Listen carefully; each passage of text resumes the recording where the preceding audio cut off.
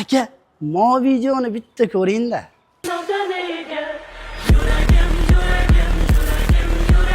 Shunaqasiga mashinada shaharda oqib yursangiz, nima deydi?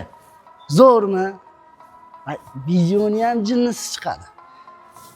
Yosh okalar minadigan mashinada ishni qurib turishini qarang. Plastichka. Bu Ravon eksport variant hisoblanadi.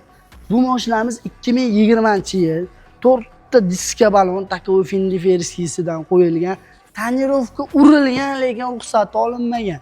4 ta shumka. Shumkalarni qarang. Tomigacha shumka ekan, 4 ta eshik desam, tomigacha shumka ekan. Salonga o'tadigan bo'lsak, chixol, polik, mana bunaqa Spark degan temir yozuvchilarni ham qo'yib qo'yibdi. Eng qizig'i, CC monitor 119 ming probeg, tabletka propan gazigacha bor.